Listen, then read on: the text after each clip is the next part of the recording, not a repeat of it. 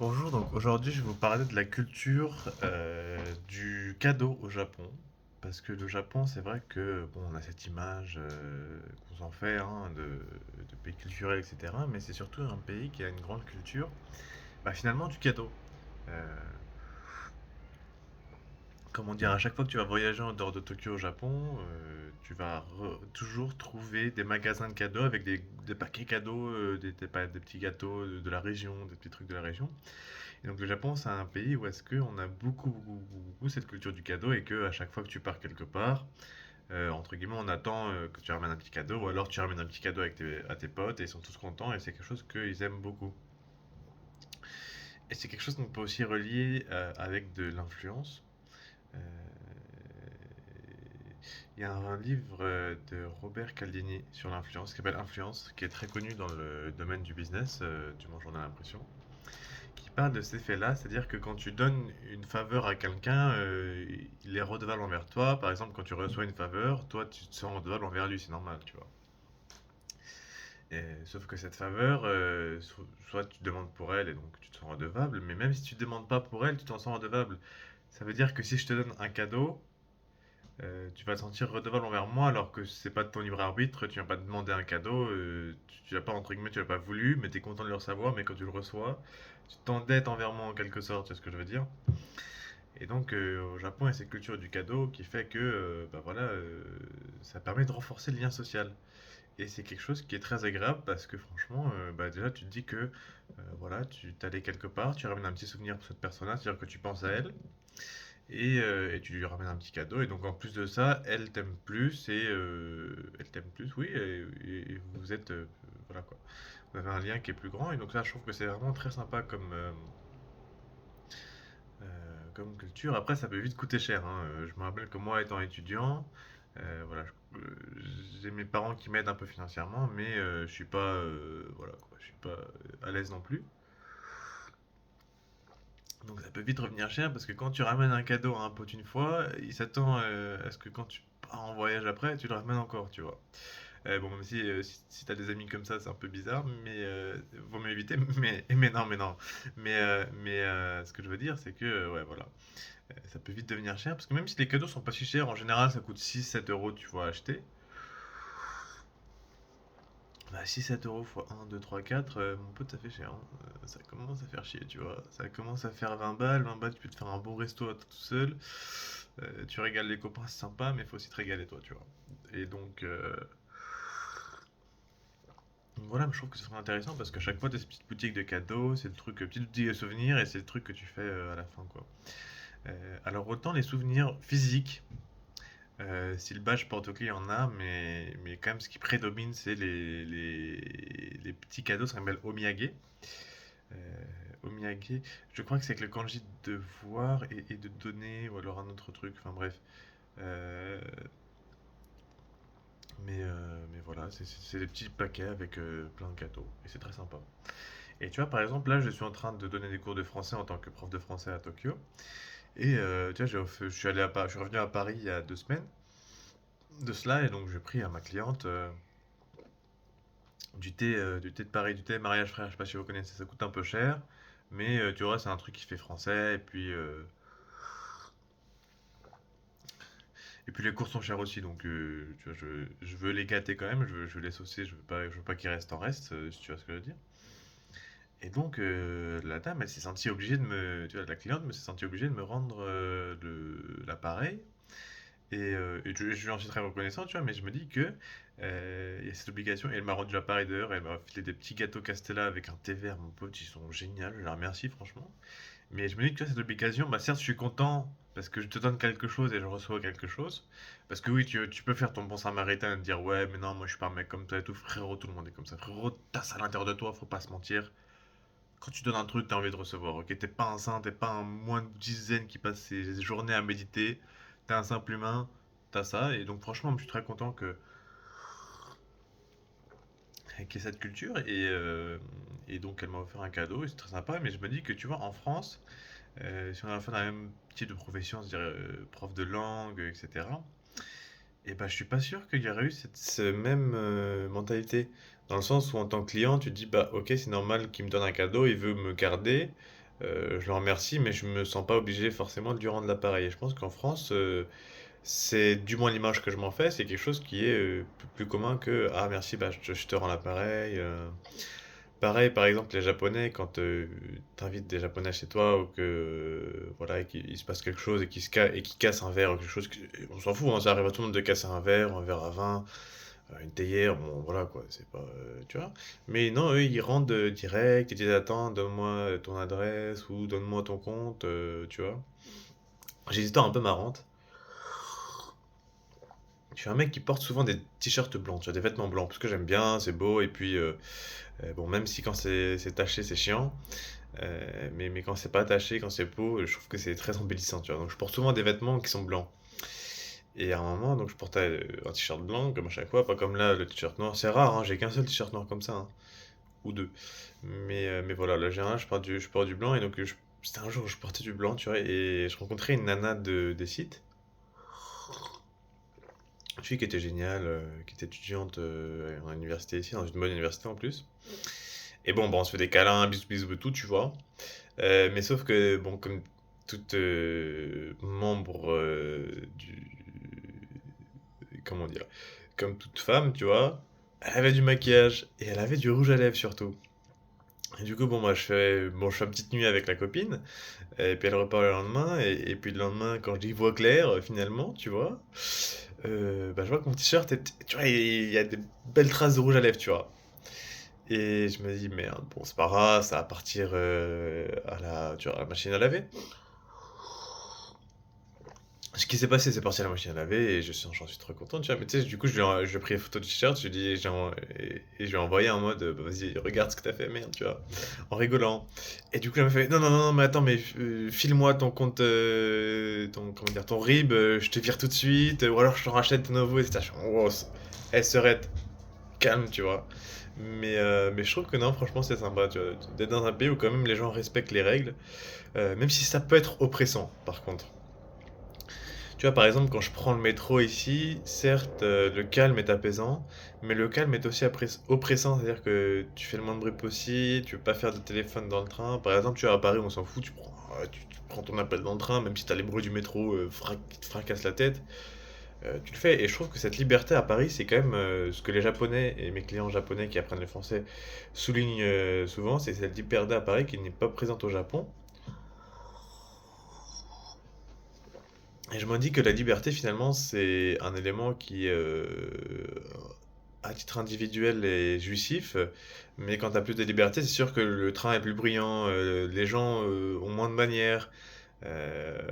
Voilà, donc c'est un bien pour un mal. C'est-à-dire que certes, au Japon, tout le monde respecte la règle, mais du coup, tu as moins de liberté, dans le sens où tu pas la liberté de faire... En soi, tu peux le faire, hein, mais t'as pas la liberté parce que tu respectes les règles et t'es un garçon bien élevé, tu vois.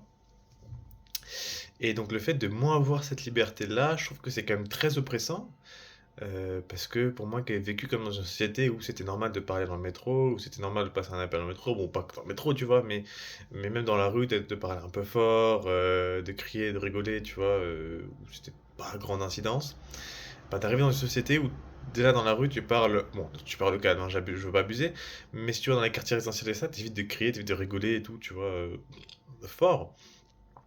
Et même si tu parles un peu fort, les gens vont te regarder, tu vois. Donc, t'es quand même dans une société où t'as beaucoup plus des codes, etc. à respecter. Ce que j'aime bien en partie parce que c'est très apaisant de vivre dans une société où tu sais que tout le monde respecte les règles, tout le monde se tient à un carreau et tout le monde est très sympa. Mais comment dire, je trouve que ça a aussi son côté oppressant où est-ce que bah, t'as plus de cette liberté d'être, t'as plus cette, comment dire, cette élève, enfin, t'as plus cette expression de toi qui était aussi présente auparavant, qui est maintenant, tu te retiens parce que tu as envie d'être intégré, tu as envie de faire comme les autres, tu vois. Je pense aussi au niveau du dating au Japon, euh, c'est quelque chose qui est franchement très différent. Je parle surtout pour les mecs, parce que les nanas, je sais pas, je pense que vous vous respectez plus que les mecs. Mais les mecs qui veulent partir au Japon parce qu'ils aiment bien les Asiates et qui veulent date des Japonaises, franchement, mauvaise idée, hein.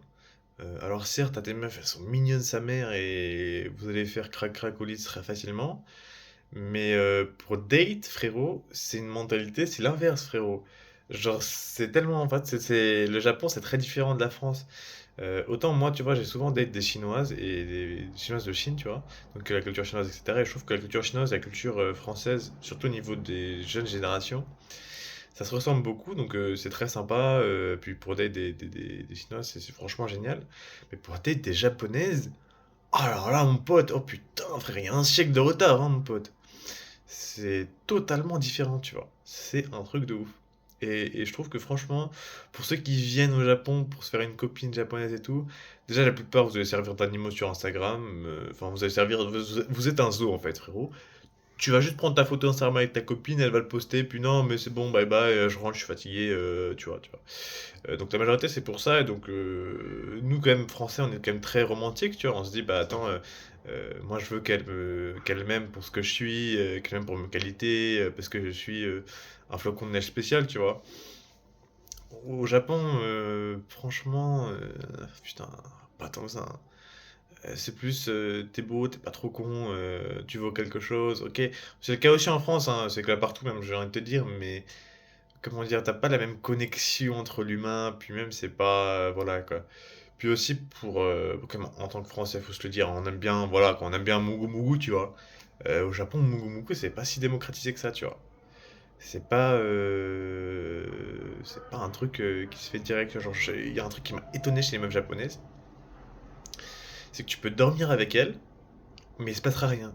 Et genre, tu sais, pour moi, attends, en tant que Français, en tant que Parisien, quand tu dors avec une meuf, bon, il se passe un truc, tu vois, tu fais ton sport de la nuit, bisous bisous, crac crac, et puis voilà, c'est tout. Mais au Japon, frérot, tu vois, ça m'est arrivé la première fois, on est dormi ensemble avec une meuf, et tu sais, je tente des trucs, tu vois, je suis avenant et tout, etc. Bah, normal, tu vois, parce que t'es deux personnes du sexe opposé, euh, jeunes, donc c'est-à-dire que t'as des hormones au plafond, dans le même lit, qui partagent la même nuit, frérot. Voilà, faut faire des bisous, tu vois. Et tu sais, la première fois, non, et la meuf est réticente, et je suis en mode, attends, est-ce que c'est moi qui sens mauvais? Est-ce que je suis pas beau? Est-ce que je suis pas, attends, je suis pas moche? Qu'est-ce que j'ai fait? J'étais gentil, tu vois? Et en fait, ça m'est arrivé une fois, deux fois, trois fois, et je fais, ah, mais en fait, c'est un truc culturel. Ah, ou alors, soit je pue vraiment la merde, tu vois, genre, il y a vraiment, les deux possibilités, mais c'est vraiment un truc culturel, en fait, de pas, voilà, quoi, de pas ken direct, et je trouve que, en tant que Français, on aime bien, tu vois, Mugu Mugu, truc ça, truc du genre, et du coup, alors certes, t'as des meufs qui aiment bien Mugu Mugu, hein, ça, je dis pas l'inverse, mais déjà rarement japonaises, hein, c'est plutôt, là, les coréennes, frère, elles sont agressives, ça merde. Ouah, frère, je me rappelle, t'avais une coréenne dans mon école, euh, qui vient le jour d'Halloween dans mon école, donc c'est un jour un peu festif, toujours un jour d'école, mais un jour festif, puisque ça doit être un jeudi ou un vendredi, je sais plus. Et elle vient, elle m'arrête dans les escaliers, elle fait c'est quoi ton nom? Je m'appelle Mathéo et tout, et je fais toi tu t'appelles comment? Et donc elle me dit son prénom, elle fait ok, son prénom c'est Mathéo, je m'en souviendrai. Et elle me donne un bonbon d'Halloween, tu vois. Elle me donne un chocolat. Je me dis, oh putain, genre la meuf elle vient de dire ton prénom c'est quoi? Ok, je m'en souviendrai, tu vois. Déjà elle était bonne, hein, franchement, en coréenne elles sont bonnes sa mère. Et elle vient, elle me dit ouais, c'est quoi ton prénom? Et du coup, moi, je suis content, bah vas-y, je lui plais et tout, ok, d'accord, tu vois, sympa, je rentre, je fais une petite soirée d'Halloween, c'est un truc de ouf, frérot. Halloween au Japon, c'est une dinguerie, ça, c'est trop un truc de ouf, genre j'adore, tu vois, genre les gens sont trop sympas. Putain, merde, en plus on est le 27 là. C'est dans bientôt! Attends, merde, je crois que c'était jeudi. Je sais plus, je m'en fous. Enfin bref, ça va être fun. Et puis, qu'est-ce que je voulais dire? Et puis voilà, et donc je retourne la semaine d'après, donc à l'école. Et je la recroise et tout, et elle vient avenante, ouais, donne-moi ton line et tout, on y va, on se fait un petit date. Euh, on se fait, je sais plus, on se fait un ou deux dates. Ouais, bon, voilà, au bout de deux dates, merde, je m'en souviens plus. Est-ce que c'est elle qui m'a demandé, viens, on sort ensemble? Je crois qu'on s'est. Ouais. Bon, un des deux a dû se dire qu'on voulait sortir ensemble, etc. Et je me dis, ouais, sympa, tu vois. Puis en plus, mec, elle embrassait trop bien sa mère. Genre, tu vois, elle avait les lèvres légèrement relevées. Du coup, ça fait que pour embrasser, frère, c'était trop sympa. Mais non, et du coup, bon, ça s'est terminé au bout d'une ou deux semaines parce qu'on n'était pas. Enfin, comment dire? Non, tu sais quoi, je veux pas me glorifier, frérot. Je veux être honnête, tu vois. Même si, franchement, niveau ego, j'en prends une batte de baseball dans le cul, tu vois. Franchement, tu sais, au bout d'une semaine, elle m'a contacté, elle m'a fait, attends, viens, on parle. Elle m'a dit, ouais, non, finalement, t'es pas trop mon type et tout. Et puis, on s'est séparés comme ça. Et franchement, moi, je l'ai pris mal, hein. Moi, je en mode, putain, non, vas-y. Je pensais que j'allais avoir une nouvelle relation, ça allait bien se passer et tout. En plus, elle a l'air sympa. Et tu vois, pas, je me prends une balle de fusil. franchement, je vais être honnête, même si ça fait mal, même si je parais con, je vais être honnête, tu vois. Quand tu cliques sur ma vidéo, tu sais que c'est moi, tu vois, tu sais que c'est pas quelqu'un d'autre. Et donc, tu vois, ça m'a fait mal de ouf, frère. Je me suis dit, merde, qu'est-ce qui s'est passé, tu vois. Bon, je prends le coup parce que c'était un bon coup, elle était pas moche, elle était vraiment belle, hein. Elle était vraiment belle, et puis les Coréennes en général sont vraiment, je trouve qu'elles sont très très belles. Donc ouais, voilà. Puis elles sont très agressives. Ce que je suis pas contre, mais comment dire, ce qui est pas que j'étais habitué auparavant, mais voilà, c'est quand même sympa de dire ça. Faut se dire que voilà, pour ceux qui veulent date des japonaises, franchement, les expériences que j'ai avec des japonaises, je dois en avoir au moins 3 ou 4. Oh, c'est pas de ouf, hein. Ah, franchement, alors les meufs sont belles, hein, mais déjà des meufs belles, t'en as partout, dans tous les pays. Et puis, la culture du date, en fait, j'ai l'impression que t'as moins d'importance. Je sais pas comment dire ça. C'est presque comme si c'était pas considéré comme un humain. Peut-être que je vais trop loin. Mais tu vois, genre, j'étais avec une meuf, tu sais, la meuf du t-shirt blanc là, tu vois. C'est une meuf qui était un peu spéciale parce qu'on a un peu la même histoire, tu sais, genre quand on était gamin, on avait eu tous les deux un trauma assez fort. Et donc, c'est une meuf qui est très sensible parce que je suis très sensible aussi, donc ça fait qu'on s'entendait bien là-dessus, tu vois. Et je pensais en mode, ouais, vas-y, elle était super physique, et tu vois, tu sais, tu connais le love language, genre le langage de l'amour en français, genre, tu sais, t'as soit le toucher, ou soit les cadeaux, soit le temps passé ensemble, etc. Moi, c'est le toucher, tu vois. Je suis un mec, j'aime bien être tactile, et la meuf aussi était une meuf comme ça, donc on était très tactile, tu vois. Même pour une japonaise, dans le métro, on se faisait des câlins, elle dormait sur mes genoux dans le métro, tu vois, et tout, donc c'est comme une meuf, voilà. Et je me dis en mode frérot, on s'entend trop bien, vas-y. Même si je sentais à l'intérieur de moi, tu vois, c'est comme si ton système nerveux, ton cœur, tout ton corps te disait, sais si t'es compatible avec une meuf ou pas. Genre, et moi, il me criait frérot, non, vous êtes pas bien ensemble, c'est pas pour toi, tu vois. C'est pas le truc qu'il nous faut. Moi, je lui dis, non, non, ta gueule, attends, laisse-moi profiter de ma vie, merde, j'ai finalement envie d'avoir une relation, tu vois, avec une meuf bien. Enfin bref. Mais et du coup, tu sais, on était très tactile et tout, et je me dis, et tu sais, au bout de la deuxième fois, on est parti dans les montagnes, même dans les montagnes, on a fait un truc de ouf. Enfin bref, je vais pas vous raconter des détails, mais voilà, on se compatissait, tu vois. Et même là, je lui demande, attends, est-ce que j'aimerais bien qu'on discute, est-ce qu'on est en couple et tout, est-ce que tu vois, parce qu'on a passé une journée entière dans les montagnes, on a déjà dormi 2 fois ensemble avant, alors, on a fait bisous bisous, mais pas crac crac, tu vois. Donc là-dessus aussi, je suis surpris, genre frère, pourquoi on fait pas crac crac, tu vois. Oh merde, tu vois, bon, ok, d'accord, ton choix, je respecte, pas de souci. On est passé 2 nuits ensemble, on a fait une journée entière dans la montagne. Un dimanche entier dans la montagne, et puis après, à la fin, je lui demande, attends, mais attends, est-ce qu'on est en couple? Tu vois, je veux être concret, je veux savoir, je veux. Et elle me dit, non, mais attends, il faut qu'on soit potes pendant 5 ans pour voir si, tu vois, on est compatible. En fait, ils ont cette idée-là que tu dois déjà, pendant très longtemps, sortir ensemble, dans le sens, pas sortir ensemble en couple, mais genre en tant que potes, tu vois. Euh, et là, tu peux dire, ouais, mais attends, mon ref mato, il s'est juste fait friendzone et c'est tout. Et franchement, je pense qu'il y a une partie où t'as raison, mais il y a une autre partie où c'est quand même un schéma récurrent chez les Japonais, c'est qu'avant de sortir ensemble, ils veulent quand même attendre, tu vois, 1 ou 2 semaines de savoir si, genre, vous êtes compatible. Mais même, hmm, mais quoique même là, je pense que je dis pas la vérité parce que ça se peut aussi que c'est la manière de m'y prendre, hein. J'ai que 19 ans, j'ai commencé à date à 17, donc je suis assez nouveau sur le marché du date, tu vois, et sur comment bah, ça se passe entre un homme et une femme, tu vois. Donc je pense que parfois aussi, il y a un truc où il y a aussi moi qui ne sais pas faire et ça tourne comme ça, et je pense que c'est aussi le cas. Il y a aussi une hypothèse que je me suis faite, qui peut être fausse, qui peut être vraie, franchement, je n'ai pas encore vérifié. C'est que vu que j'ai quand même. Tu sais, je suis pas moche en fait. Euh, bon, je sais, ouais, faut pas se complimenter ça, mais bon, c'est quoi, frérot, genre, attends, je suis pas moche, frérot, je suis plutôt beau, tu vois, je suis plutôt beau garçon, et je pense que les meufs se disent en mode, ouais, il a plein d'autres meufs, parce qu'à chaque fois, elles me disent, ouais, je suis pas la seule, sur et tout. Et donc peut-être qu'elles prennent peur, elles disent en mode ouais je suis pas la seule et tout, vas-y, non tu vois, elles ont pas la confiance. Parce que je trouve quand même que la confiance c'est une catégorie, c'est quelque chose qui est très très très, comment dire, très obligatoire dans une relation, tu vois. Et donc, il y a peut-être aussi ce paramètre-là, mais dans les expériences que j'ai eues, sont comme ça. Après, bon, t'as des meufs qui étaient compatibles, d'autres qui étaient avec moi, hein, bien sûr, je comprends ça. Et je comprends que trouver quelqu'un de compatible, c'est compliqué, tu vois, mais je trouve que comme au Japon, ils ont pas le truc de on sort ensemble tout de suite. Ils ont le truc de attends, on reste potes, tu vois, ils veulent me mettre à distance, un peu pour être sûr de pouvoir sortir ensemble, tu vois.